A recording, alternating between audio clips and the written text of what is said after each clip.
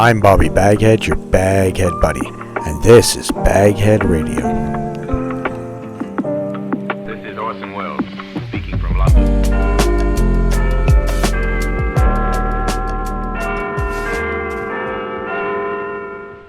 Here in the grim stone structure on the Thames, which houses Scotland Yard, is a warehouse of souvenirs, where everyday objects, a candlestick, a china doll, a broom, all are touched by murder.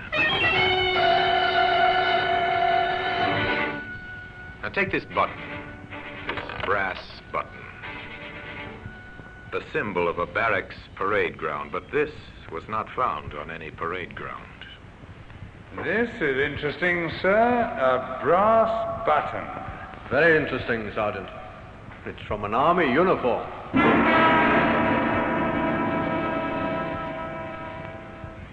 Today, that button can be seen in the Black Museum.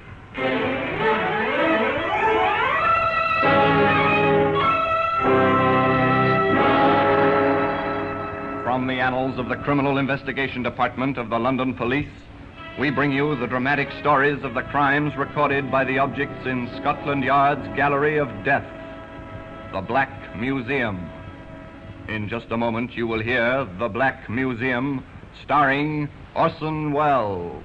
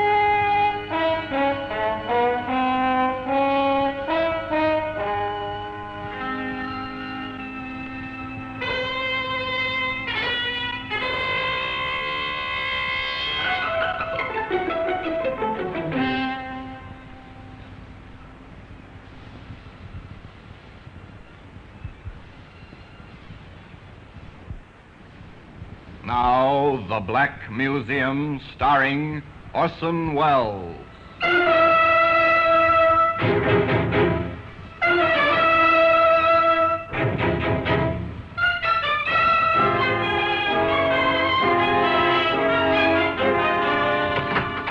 Well, here we are, in the Black Museum, Scotland Yard's Museum of Murder. Shelf upon shelf of curious and repellent objects. The urge to kill, illustrated in many, many ways. Here lies death. Here in the echoing stillnesses of the long room, one stands and looks at violence, expressed by the exhibits that line the shelves, the tables, and the walls. Repellent they may be, but by reason of their association only, for most of these tokens of murder are very ordinary objects. It's a medicine bottle. The drug it contained was beneficial in small doses. But since a woman was forced to drink the whole contents and died shortly after, the jury called it murder. Here's a kitchen knife. No household is without one, but this knife was not used solely for kitchen tasks. It was found embedded in a man's heart. Now, here we are, the brass button. It is. It's an innocuous, ordinary brass button. This was found near the dead body of a woman. But come back with me to the beginning of this story, to a day some years ago on the common outside the Kentish village of Wayfield. A girl was sitting beneath a tree, busily sketching. She was too engrossed to hear the approach of a young soldier until he spoke. Hello? Oh. Hello? Sorry. Did I frighten you? A little. I didn't hear you coming. Oh, I made enough row. You were so busy with whatever you're doing. What are you doing? Sketching? Can I see? You'll probably laugh. No, I won't. Show me. That's very good. Do you really think so? Well, it's fine. You must be the one they call the Swamp Girl. That's what they call me in the village. Huh. Poor, routine, dull people. You don't like routine ways of living, do you? From what I've heard, you're something of a rebel. Am I? Hmm. You seem to know a lot about me. Oh, I've heard things. What kind of things? About how you live in an old shanty at the edge of the swamp and how you roam the common and sketch and paint. You're well informed. People talk about you sometimes. I was interested. And so you came down to see for yourself. Oh, what's the matter? Couldn't you find a girl in town? Don't say that. I wanted to meet you. To talk to you. And now that you have, will you please go away and let me work? Oh, you can work any time. I'll go away soon, if you're nice to me. Go now. I've no intention of being nice to you, whatever you may think. Come on. Get away. When you found out so much about me, you might have also found out that I'm not interested in men. Least of all, soldiers. That's not very kind. Come here. No. Go away. Come Go on. here. No. No, please don't hurt me. No, please. No!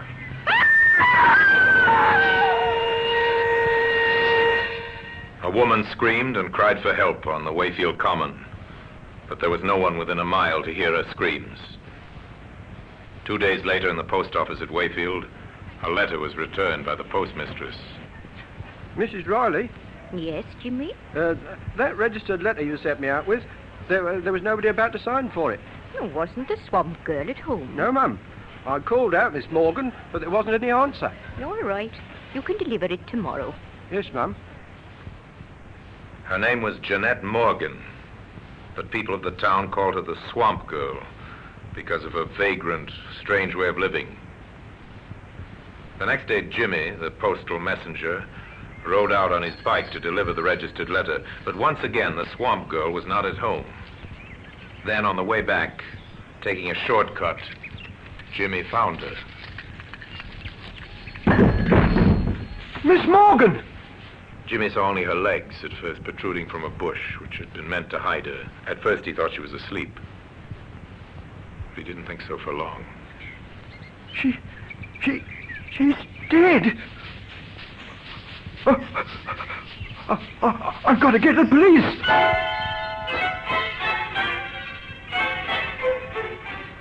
Murder transforms a little village like Wayfield. All work ceases. The people gather in small groups in the streets to talk about it. Yeah, have you heard the news? There's been a murder. Aye?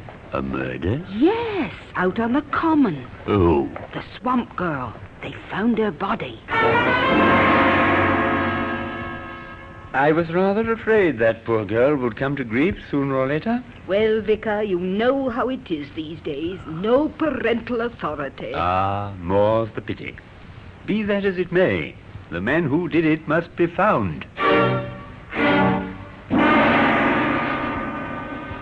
You know, Bert, if young Jimmy Miles hadn't come upon that body like he did, it might have lain there hidden for months, even years. I wonder how it happened. Well, now, the way I sees it is this. Now in the bar of the local, they sipped their beer and discussed the sensation. Jimmy became something of a hero. He'd found the body and even now is being questioned by the London detectives from Scotland Yard. This is Jimmy Miles, sir. Hello, Jimmy. You found the body, I understand. Yes, Inspector Gallico. Was she really murdered, sir? Well, that's what we must find out. And you can help us. Oh, really? How? I believe you rode out to her shanty at the edge of the swamp to deliver a registered letter to Miss Morgan. Yes, that's right, sir. She used to get a registered letter every month. I always took them out. And she had to sign for them, of course. Oh, yes. Then you got to know her, I suppose. Well, don't tell the postmistress, but sometimes I did stay and talk for a while. Uh-huh. And what was she like? Oh, she was nice, really friendly. People said she was a bit peculiar, but I never thought so. And she could draw, sir. Now, think carefully, Jimmy. Did you ever see her with anyone? Man or woman? Oh, never, Inspector. She had no friends around here. She once told me so. No friends, I see. Now, about this registered letter. Was that the first time you had taken it out? Oh, no, sir. I went out the previous day, on Monday, but she wasn't there. Did you call out? Yes, and I went round the common to the places where she used to go and sketch. I knew most of them. And she wasn't anywhere about? No, nowhere at all. What time of the day was this? Well, I just left the post office just on 10. It's about half an hour's ride. So you were out there by 10:30? All right, Jimmy. Thank you very much. Is that all, Inspector Gallico? Well, that's all for the moment. You've been very helpful. A lucky witness, young Jimmy Miles. A break for Inspector Gallico early in the case. For with the evidence of the police surgeon, certain facts could be established. What's your verdict on the post-mortem, Doctor? Well, the cause of death didn't give us any trouble, Inspector. She was strangled. What about the time of death? That's not so easy.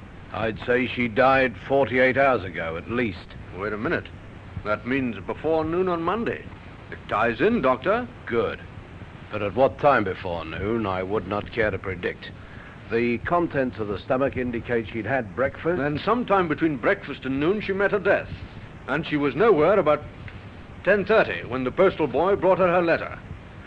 What about that letter, Sergeant? I have it here, sir. Who is it from? It's from Mrs. Morgan of Tunbridge Wells, her mother. Money, I suppose. £10, sir. And a plea to come home and live a normal life. Poor Mrs. Morgan. Her daughter couldn't even die a normal death. The pattern of the crime begins to make itself clear. The victim's identity is known. The approximate time and the cause of death is known. Now the hunt will begin for the killer. Here is a police message.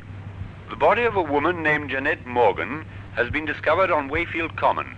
Evidence suggests that she met her death by strangulation sometime before noon on October the 19th. Any person who was in the vicinity of Wayfield Common on that day, or can give any information, should communicate with the nearest police station in order to assist in the search for the murderer. And in this, the police will be aided by a brass button. That same brass button that today can be found in the Black Museum. In just a moment, we will continue with The Black Museum, starring Orson Welles.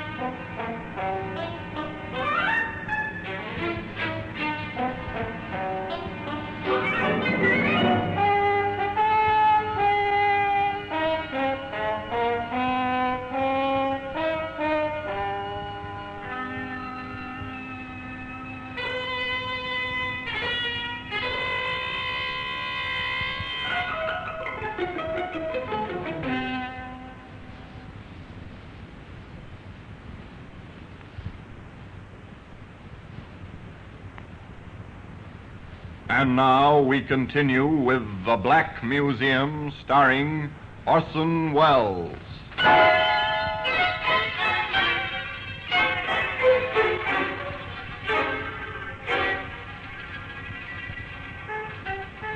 To a small cottage in Tunbridge Wells now go the detectives from Scotland Yard. To a house with the blinds drawn where a thin, bitter woman answers their questions in a strangely lifeless voice.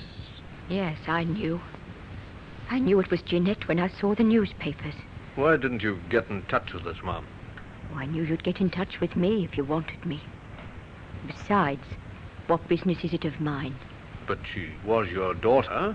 Was she? Jeanette's younger sister lives here with me. Works at a shop nearby. She's my daughter. Yes, I see what you mean. I warned her.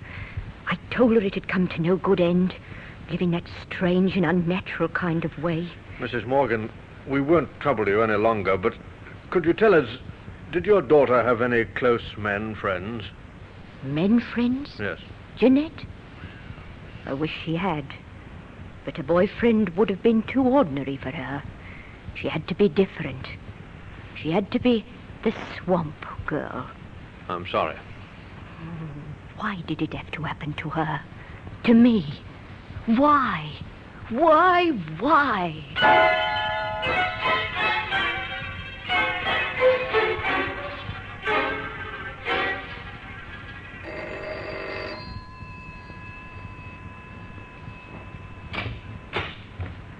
Good evening. Good evening, Vicar. I'm from the police. The police? I don't recognize you. No, sir. You see, I'm not from the local police. I'm from London. And I'm down here in connection with the murder. Oh, yes, terrible, yes. But how can I help you? Well, you can help a good deal, sir. You see, the local police are pretty short-handed, and Inspector Gallagher has decided that our next move should be to make a very thorough search of the common, particularly round about where the body was found. Oh, I see. And I suppose you want some help from my parishioners? Yes, sir, that's roughly the idea. Ah, very well, then. We'll help you in every way we can. You can depend upon us. All right, Sergeant. Let's get on with the search. Very good, sir. You take Smart and work in from the road. All right, I'll sir. take Rogers and work in from the field side. I'll meet you by the ditch. Yes, that'll be all right, sir.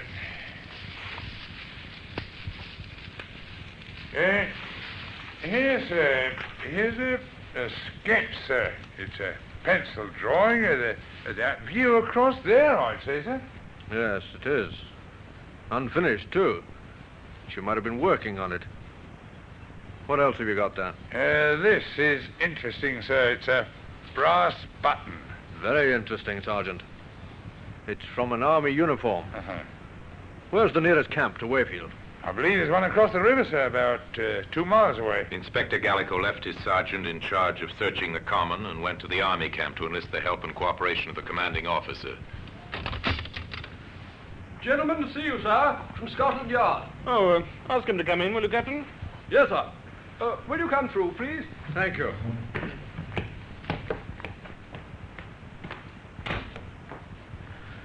Major Curtis, I'm Inspector Gallico from Scotland Yard. How do you do, Inspector? Sit down, won't you?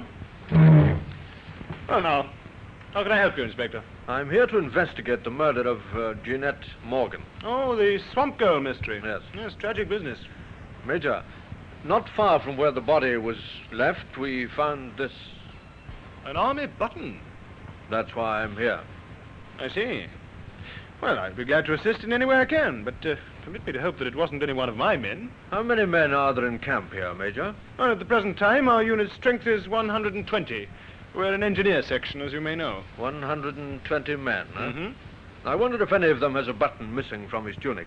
Well, if you wish, I'll order an immediate inspection. Not yet, sir. You can assist me in another way first. Oh? How, Inspector? Well, I want a list of all those absent from camp on Monday morning. Oh, that should be easy. There's no leave on any week morning. If anyone was away from camp, it must have been for a special reason. Anyone at all, between the hours of 7 in the morning and 1 o'clock. Well, the adjutant can help us there. I'll get him to make out a list of all those away from camp on Monday morning immediately. The commanding officer was away a short time, and on his return he brought with him a piece of paper containing a list of names. He gave it to the London detective.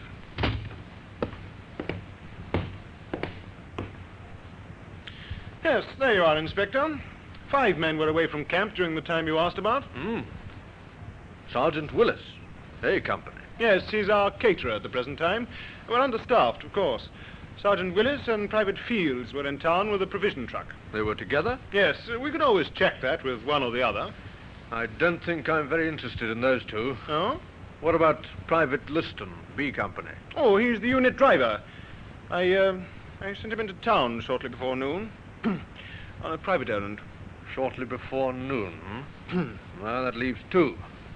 Corporal Paul Ferris? Oh, he's our mailman. He leaves every morning at 8 o'clock and drives the mail truck in to pick up the unit mail bag. From the Wayfield post office, I suppose. Yes.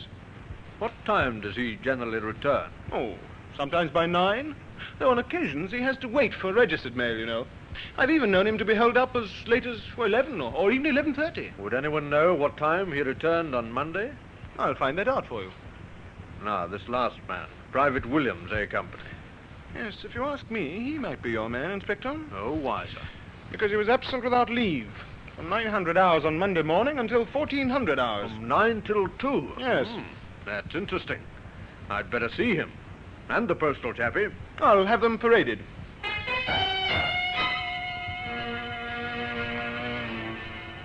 Corporal Ferris, Private Williams, this is Inspector Gallico from Scotland Yard.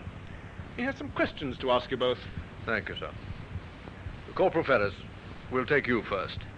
Yes, Inspector. What time did you leave camp last Monday morning on your mail run? At 800 hours, sir. And what time did you return? Well, if I remember correctly, the mail was brought round rather late that morning, Corporal. Yes, sir. I was just about to explain to the inspector. I had to wait for several registered letters. What time did you actually return? Shortly before 1100 hours, sir. Thank you, Corporal. Now, Private Williams. You were absent without leave throughout Monday morning. Yes, sir. Are you able to give a satisfactory account of your whereabouts? I'd prefer not to, sir. Private Williams has consistently refused any explanation of his conduct, Inspector. Oh, that's rather unwise, Williams. If you have an alibi, you'll need it. This is an investigation into murder. Murder? I didn't do no murder. I was with me girl in Wakefield. Ah. What's her name? Hey, Susie Walker, 9 High Street. You asked her if I wasn't there. Oh, I didn't want to get her into any trouble, you understand, that's all. But murder? Oh, I don't know nothing about the girl who was killed. Honest, I don't. Well, we'll check your statement, Williams. I've finished with them now, sir. Corporal Ferris, Private Williams, dismiss. Inspector Gallico drove into Wayfield to number 9 High Street. Oh, no. Susie wasn't out with him that day. I remember it distinctly. She went over to see her girlfriend at Kenbury. Well, you can ask her yourself.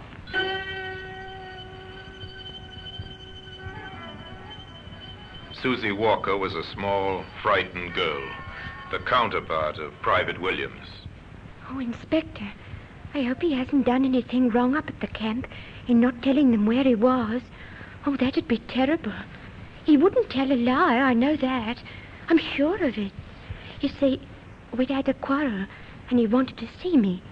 I didn't dare let Mother know, so I made up a story about it. She confirmed his alibi, and Gallico went next to the post office to interview Mrs. Riley. Just one inquiry I'd like to make, Mrs. Riley. Oh, anything at all, Inspector. Anything.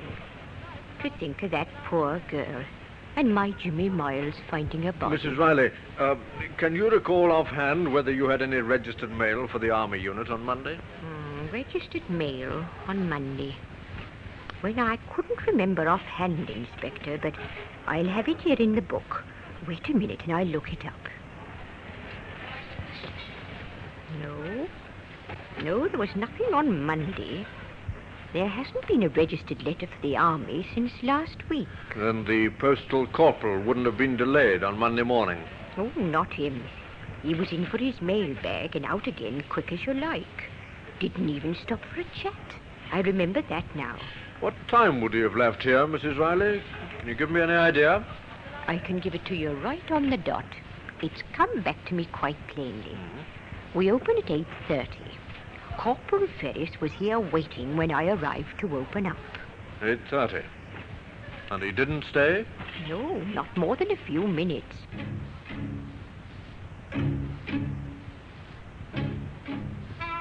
The inspector picked up Sergeant Worthington, and together they drove back to the Army camp. A few orders from the commanding officer, and Corporal Ferris was paraded once more, and his gear searched. At the bottom of his kit bag, they found what they were looking for. Here we are, sir. A battle jacket with one button missing. And it matches, Sergeant. Ferris, what have you got to say about this? This is crazy, sir. I don't know anything about it. She was sketching, wasn't she, Ferris? She drew a pencil drawing of you, isn't that so? You're bluffing. She didn't do any drawing of me. It was a landscape scene. A landscape scene, yes, so it was. And that fact has never been mentioned in any of the papers. Only the sergeant and I knew that, Ferris. And the killer. Paul Ferris was taken into custody and charged with the murder of Jeanette Morgan, the swamp girl.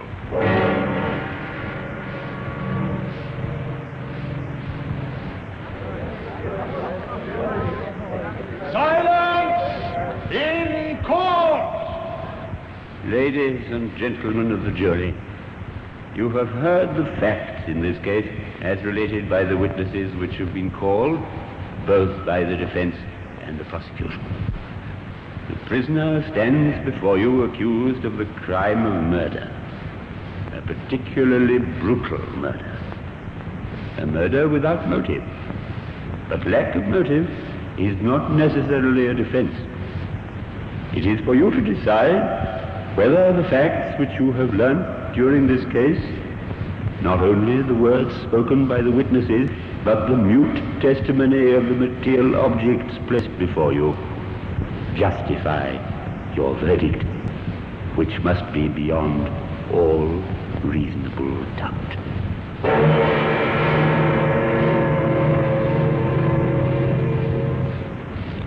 The brass button and a slip of the tongue led to his downfall. Today, that brass button occupies a place of honor in the Black Museum.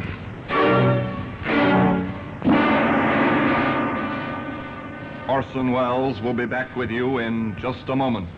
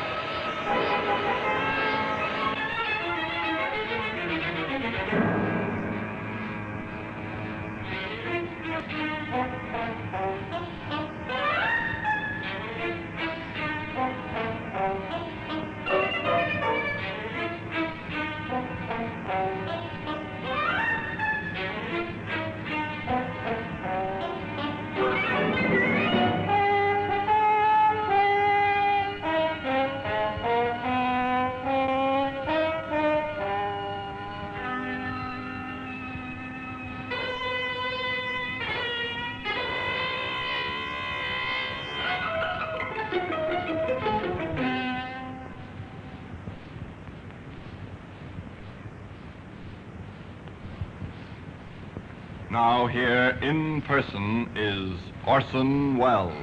The picture was completed when the tracks of a vehicle were found some 50 yards away from the scene of the crime. The tracks were identified as those of the mail truck, of which the driver had been Corporal Paul Ferris. The defense did their utmost to prove insanity, but the jury were in little doubt that the man was sane, and that his advances repulsed, he'd strangled the swamp girl to death.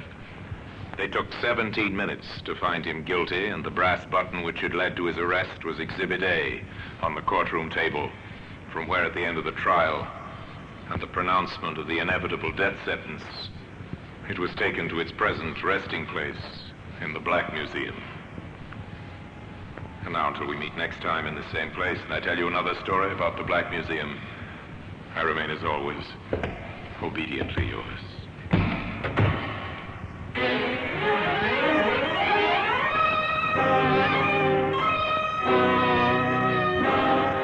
The Black Museum, starring Orson Welles, is presented by arrangement with Metro-Goldwyn-Mayer Radio Attraction. The program is written by Creswick Jenkinson, with music composed and conducted by Sidney Torch. Produced by Harry Allen Towers.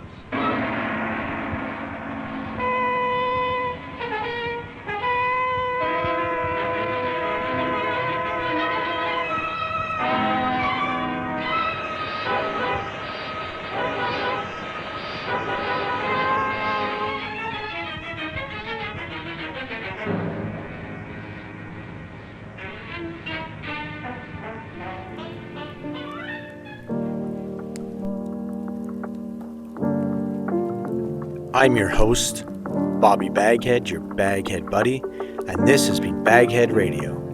Please click like and subscribe, comment below. Stay tuned for more.